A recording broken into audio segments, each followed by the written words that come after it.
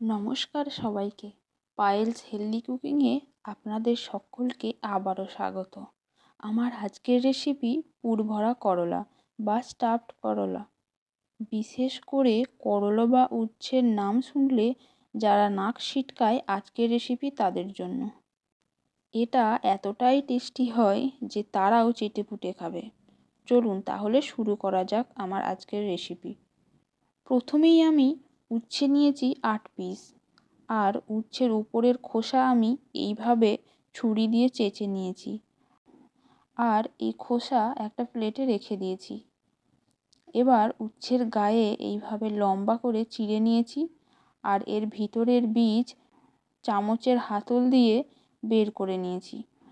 এটা চেরার সময় অবশ্যই খুব সাবধানে করতে হবে, যাতে এটার দুদিক কেটে না যায়। মানে এটা একটা পকেটের মতো বানিয়ে নিয়েছি। এইভাবে সমস্ত উচ্ছে আমি রেডি করে নিয়েছি। আর এর শক্ত বীজ আমি ফেলে দিয়েছি, কারণ শক্ত বীজ মুখে লাগলে এটা খেতে খুবই ডিস্টার্বিং লাগে। এবার উচ্ছের মধ্যে ভালো করে নুন হলুদ মাখিয়ে নিয়েছি। একইভাবে এর খোসার মধ্যেও নুন হলুদ মাখিয়ে রেখে দেবো 30 মিনিট মতো। ততক্ষণে সমস্ত কাটাকুটি আমি সেরে নেব। একটা পেঁয়াজ আমি কুচি করে নিয়েছি। আর দুটো কাঁচা টমেটোও আমি কুচি করে নিয়েছি। আপনারা চাইলে পাকা টমেটোও নিয়ে নিতে পারেন।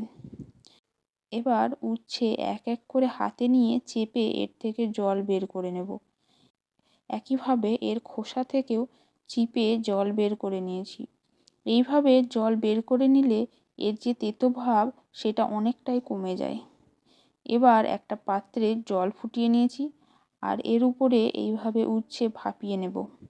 এদিকে কড়াইতে তেল গরম করে ফোড়নের জন্য দিয়েছি গোটা জিরে। জিরে থেকে সুন্দর গন্ধ বেরিয়ে আসলে এর খোসা এর মধ্যে দিয়ে দিয়েছি। এটাকে ভালো করে ভাজবো। ঝালের জন্য একটা কাঁচা লঙ্কাও কুচিয়ে দিয়ে দিয়েছি। কিছুক্ষণ পর এর মধ্যে দিয়েছি পেঁয়াজ কুচি। আর দিয়েছি 1 চামচ আদা রসুনের পেস্ট। আদা রসুনের কাঁচা গন্ধ চলে গেলে এর মধ্যে দিয়েছি টমেটো কুচি। সব কিছু ভালো করে নাড়াচাড়া করে নিয়ে এটাকে ঢাকা দিয়ে কিছুক্ষণ রান্না করে নিয়েছি। এদিকে প্রায় 20 থেকে 25 মিনিট পর উচ্ছে চেক করে নেব। এটা একেবারে সেদ্ধ হয়ে গেছে। এবার এটাকে তুলে নিয়েছি। এদিকে পুর অনেকটা সেদ্ধ হয়ে এসেছে। এবার এর মধ্যে দিয়েছি হলুদ গুঁড়ো আর জিরে ধনে গুঁড়ো। সব কিছু খুব ভালো করে কষাবো। এটাকে এইভাবে কষিয়ে রান্না করে নিলে এর মধ্যে যে তেতো ভাব সেটা অনেকটাই কমে যাবে। একেবারে শুকনো ঝুরঝুরে আমাদের পুর রেডি হয়ে গেছে। উপর থেকে ধনেপাতা কুচি ছড়িয়ে এটাকে নামিয়ে নিয়েছি। এবার এক এক করে উচ্ছের ভিতরে ঠেসে পুর ভরে দেব। খুব বেশি পুর দিলে আবার ভাজার সময় এটা বেরিয়ে আসবে। একইভাবে সমস্ত উচ্ছের ভিতরে পুর আমি ভরে দিয়েছি। পুর বেশ কিছুটা বেঁচে গেছে। এটাকেও সাইড করে রেখে দেব। উচ্ছের ভিতর থেকে পুর যাতে বেরিয়ে না আসে তার জন্য সুতো দিয়ে এটাকে ভালো করে বেঁধে নিয়েছি।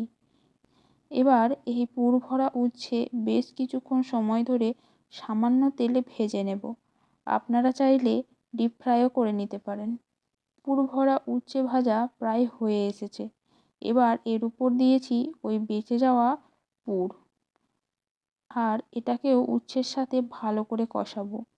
এটা শুকিয়ে আসলে অল্প অল্প করে জল দিয়ে কষাবো, যতক্ষণ পর্যন্ত সব কিছু বেশ নরম না হয়ে আসছে। আর যতক্ষণ না এটার মধ্যে একটা মাখো মাখো ভাব আসছে। আমাদের পুর ভরা উচ্ছে একেবারে রেডি। এবার একে একে সুতো ছাড়িয়ে নিয়েছি। আর এটাকে গরম ভাতে পরিবেশন করে নেব। এই রেসিপি আপনারা বাড়িতে একবার বানিয়েই দেখুন। সকলে খুব খুশি খুশি খাবে এই উচ্ছেও। আমার আজকের রেসিপি ভালো লেগে থাকলে আমার ভিডিও লাইক, কমেন্ট ও শেয়ার করবেন। আর এরকম আরও ভিডিও পেতে আমার চ্যানেল সাবস্ক্রাইব করবেন। আর পাশে থাকা বেল আইকনে ক্লিক করবেন। আজকের মতো টাটা।